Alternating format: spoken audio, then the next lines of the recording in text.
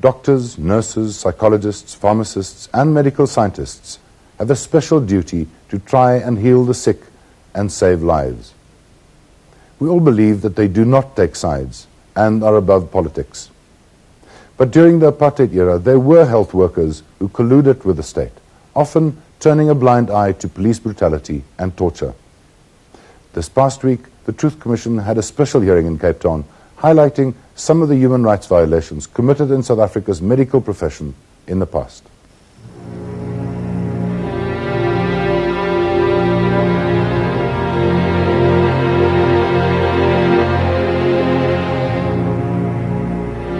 The death in detention of Steve Biko, the father of black consciousness in South Africa, was referred to repeatedly at the TRC's health hearing this week as the tragedy which marks one of the darkest, most shameful chapters in this country's medical history. Biko was placed in detention on the 19th of August 1977. By the 7th of September, as a result of interrogation and torture by the Eastern Cape Security Police, Biko was said to be unresponsive and acting strangely. Port Elizabeth District Surgeon Dr. Ivor Lang found the detainee lying on a mat manacled to a metal grill. There were cuts and bruises on Biko's face and body.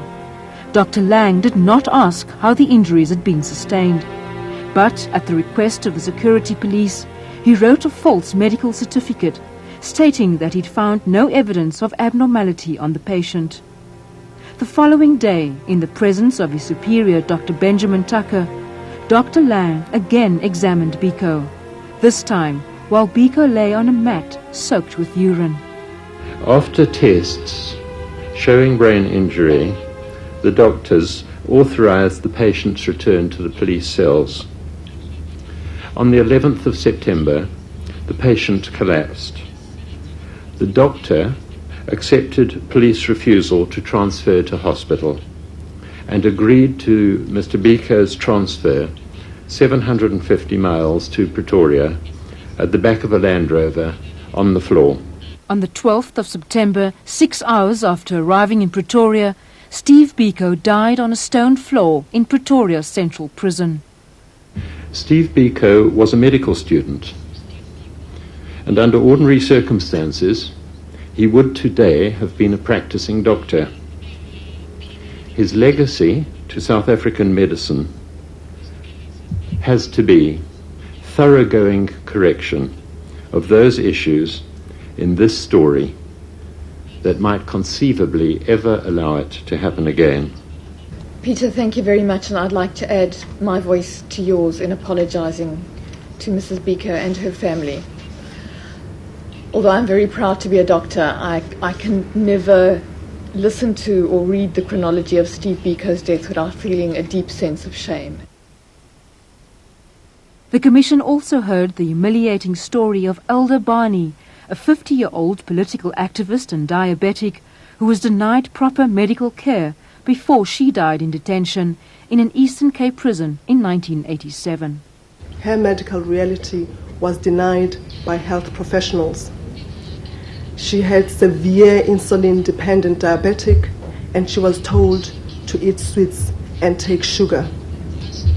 Her treatment was withdrawn at the time that she needed the most assistance. She was left in coma for days before her death.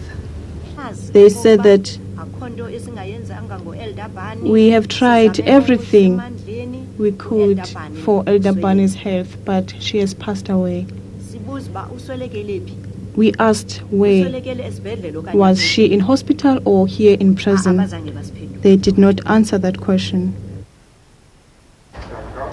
A number of health organizations such as the South African Medical and Dental Council and the Medical Association of South Africa also made submissions to the TRC, but the submission made by the South African Medical Service was slammed by the TRC.